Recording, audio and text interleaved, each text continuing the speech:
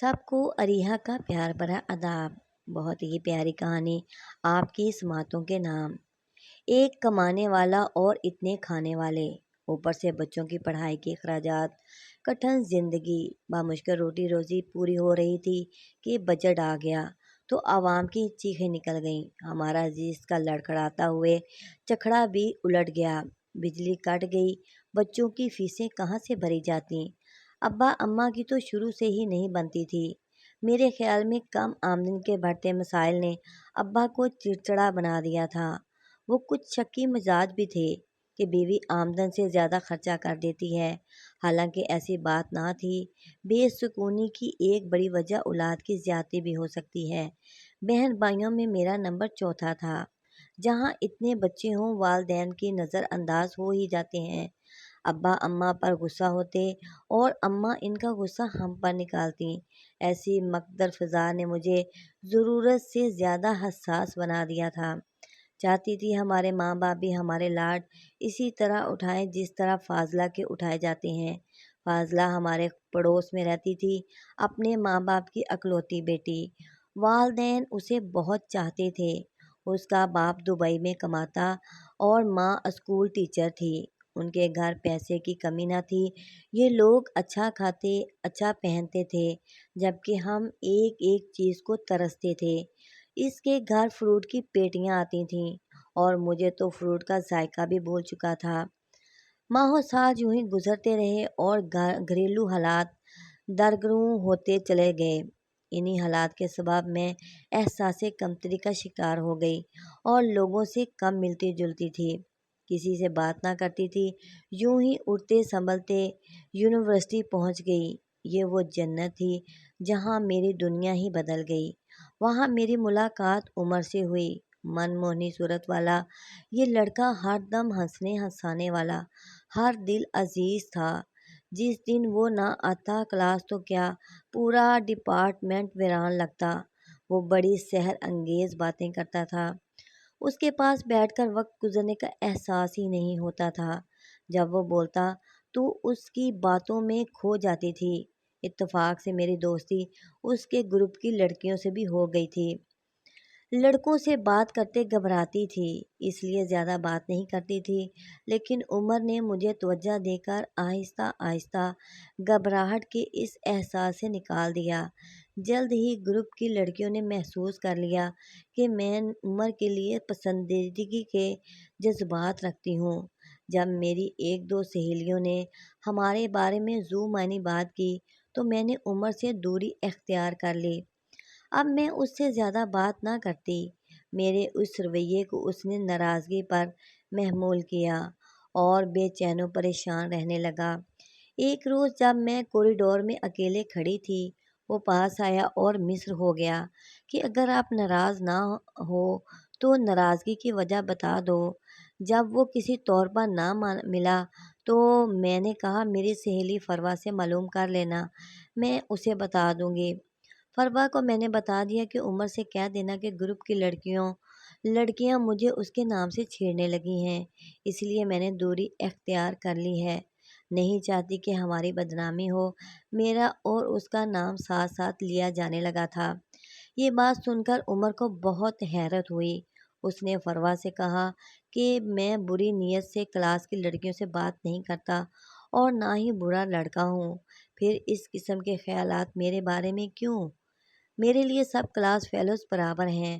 میں صبا سے بھی ایک کلاس فیلو کے طور پر بات کرتا ہوں کیونکہ وہ اچھی عادات والی لڑکی ہے۔ میرے دل میں ایسا ویسا خیال موجود نہیں، پھر اس کو بدنامی والا خدشہ کیوں؟ تمہارے دل میں کوئی بات نہ سہی، ممکن ہے صبا تم کو پسند کرنے لگی ہو، فروا نے جواب دیا۔ عمر نے کسی کو بات نہیں بتائی، لیکن وہ مجھ سے بات کرنا چاہتا تھا اور میں اس سے دور بھاگتی تھی۔ وہ مجھ سے سوالات کرتا تو اس کی کسی بات کا میں جواب نہ دیتی تھی۔ میں کسی سے ڈرتی تھی، اپنے آپ سے یا حالات سے اور اپنی قسمت سے۔ اپنے بخت پر مجھ کو اعتبار نہیں تھا۔ ڈر رہتا کہیں یہ خوشیاں میرے لیے عارضی ثابت نہ ہو۔ میرے اندر ایک نامعلوم خوف تھا کسی کے کھو دینے کا۔ بدنامی کا خوف، یہ وہی خوف تھا جو بچپن سے میرے اندر پرورش پا رہا تھا۔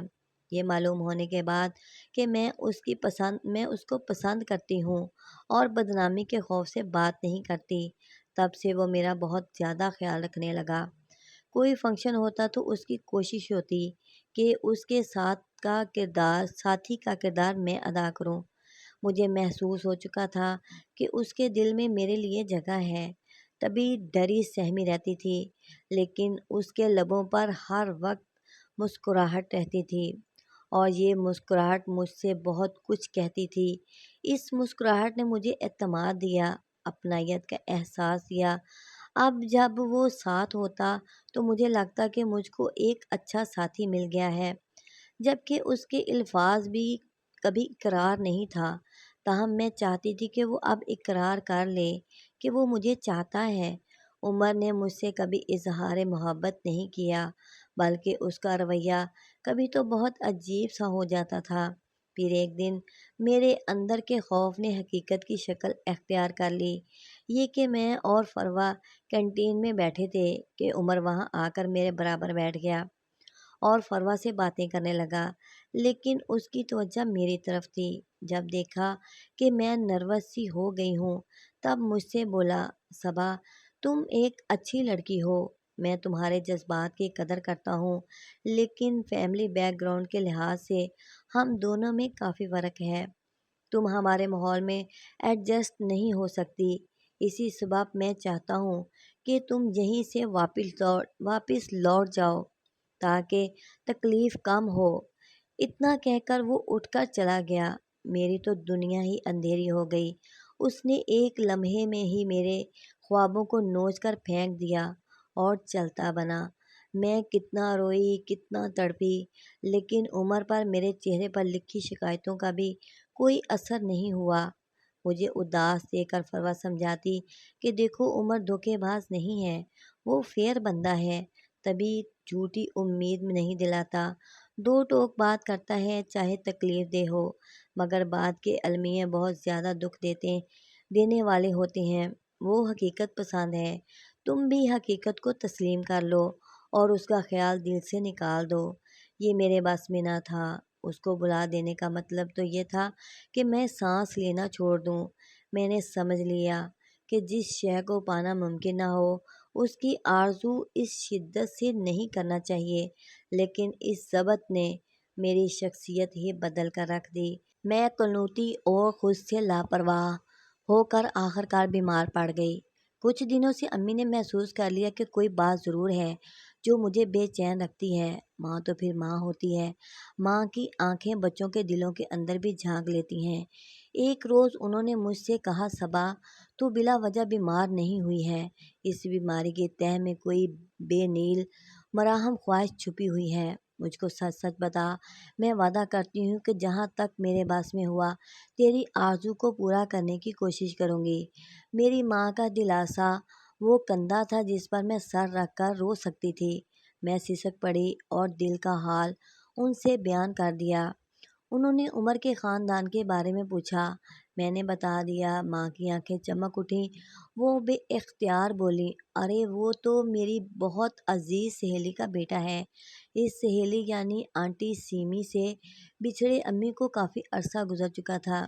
اگرچہ اماں سب بچوں پر پوری توجہ نہ دے سکتی تھی، مگر انہوں نے ہماری اچھی تربیت کی کوشش کی تھی۔ جب بھی ان کا کوئی بچہ کسی ذہنی کشمکش یا کسی مسئلے میں پڑا، انہوں نے اپنی بھرپور محبت اور توجہ سے مسئلے کو حل کر دیا۔ میں خوش تھی کہ میری ماں بھرپور طریقے سے میری ذات کے دکھ کی طرف متوجہ تھیں۔ میری 3 بہنوں اور ایک بھائی کی شادی ہو چکی تھی۔ جن دنوں میں بہت پریشان تھی، ہماری بھابھی کے ایک رشتہ دار کی بیٹی کی شادی ہوئی۔ دولہا والے بھی قریبی رشتہ دار تھے، لہٰذا ہم نے ولیمے میں جانے کا فیصلہ کیا۔ امی بھابھی کے ساتھ شادی میں گئیں اور جب واپس لوٹی تو بتایا کہ دلہن کی ماں ان کی سہیلی سیمی ہے، جو عمر کی امی ہے۔ یہ سن کر میں حیران رہ گئی کہ عمر سے بھابھی کے ذریعے ہمارا رشتہ نکل آیا تھا۔ امی نے بتایا کہ دلہن کے لیے شام کا کھانا میں نے لے کر جانا ہے۔ اس وجہ سے جلدی آ گئی ہوں۔ تھوڑا سا آرام کرنے کے بعد وہ بھابھی کے ہمراہ 4 گھنٹے دعوت کے کام میں مصروف رہیں۔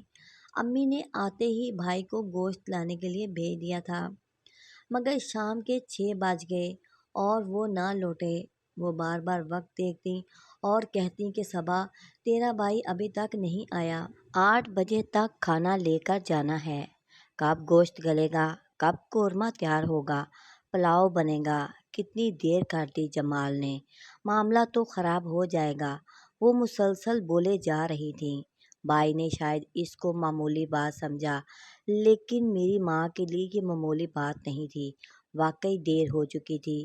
گوشت کا سالن بنانا اور پھر کھانا ان کے گھر پہنچانا امی پر عجیب کیفیت طاری ہو گئی۔ وہ بار بار گھڑی دیکھ رہی تھی اور ان کے منہ سے یہی الفاظ ادا ہو رہے تھے کہ خدا خیر کرے، میں تو سیمی کو 8 بجے کا کہہ کر آئی تھی۔ وہ عمر کی ماں ہے، اس وعدہ خلافی کے بعد کیسے تیرے رشتے کی بات کر پاؤں گی۔ تھوڑی دیر بعد جمال بھائی آ گئے۔ امی دروازے کی طرف گئیں، بھائی کو ڈانٹا، پھر گوشت لے کر کچن کو دوڑیں۔ وہ جلدی جلدی لفافے کھولتی جاتی تھیں اور کہتی جاتی تھیں کہ ابھی سالن چڑھے گا تو کب تیار ہوگا اور کب وہاں پہنچے گا۔ ان کو پسینے آ رہے تھے۔ ابھی تو رشتے کی بات کرنی ہے۔ مجھے یقین ہے عمر کی ماں انکار نہیں کرے گی۔ مجھے لگا ان پر ہیجانی کیفیت طاری ہو چکی ہے۔ مجھے اپنی ماں پر ترس آنے لگا۔ اتنے میں فون کی گھنٹی بھی بجی۔ امی کے کان کھڑے ہو گئے۔ لو، اسے بھی اب ہی بجنا تھا، پہلے ہی دیر ہو رہی ہے، 10 تو بج جائیں گے۔ میں نے فون ریسیو کیا تو ادھر سے آواز آئی، ہم دلہن کے گھر سے بول رہے ہیں، مہمانوں کو جلدی جانا تھا اس لیے ان کو بازار سے کھانا منگوا کر کھلا دیا ہے۔ آپ آنٹی سے کہہ دیں کہ کھانا بھجوانے کا تکلف نہ کریں، اب ضرورت نہیں ہے۔ میں نے یہ بات امی کو بتائی تو میری ماں نے دل پکڑ لیا۔ مارے شرمندگی کے ان کا سانس رکنے لگا کہ بچپن کی سہیلی کی بیٹی کے گھر وعدہ کر کے کھانا نہ پہنچا سکیں۔ اماں شروع سے ہی بہت ٹینشن لیا کرتی تھیں اور چھوٹی چھوٹی بات کو سر پر سوار کر لیتی تھیں۔ انہوں نے دل پر ہاتھ رکھا، میری جانب حسرت سے دیکھا اور صحت سے کچن تک بامشکل پہنچی تو گر گئیں۔ اتنے میں باجی کی آواز سنائی دی، ابا! ہائے جمال بھائی! امی چلی گئیں۔ سب امی کی طرف دوڑے۔ بھائی ان کو بازو میں اٹھا کر باہر لے آئے۔ اسی وقت ابا موٹر سائیکل پر گئے اور ڈاکٹر کو لے آئے۔ انہوں نے امی کو چیک کیا اور کہا کہ یہ تو فوت ہو چکی ہیں۔ یوں ہمارا گھر ماتم کدہ بن گیا۔ امی کی میت پر آنٹی سیمی، ان کی بیٹی سویا اور عمر بھی آئے۔ عمر نے مجھے دیکھا اور سر جھکا لیا۔ وہ افسردہ لگ رہا تھا۔ آنٹی سیمی رو رہی تھی۔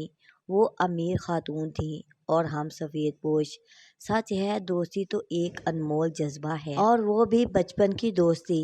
امی اور سیمی آنٹی نے پہلی جماعت سے میٹرک تک ساتھ پڑھا تھا۔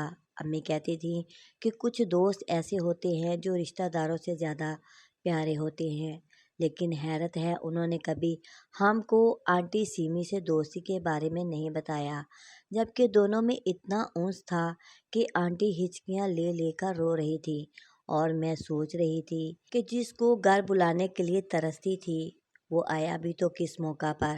میری عمر کے ساتھ شادی کی خواہش تو پوری نہ ہوئی، لیکن ماں کھو گئی، جس کی موت کا غم آج بھی میرے دل پر ایک نہ مٹنے والے داغ کی طرح موجود ہے۔ جب تک جیوں گی یہ داغ نہیں مٹے گا۔ لمحے تو گزر جاتے ہیں لیکن ذہن پر اپنے قدموں کے نشان ثبت کر جاتے ہیں۔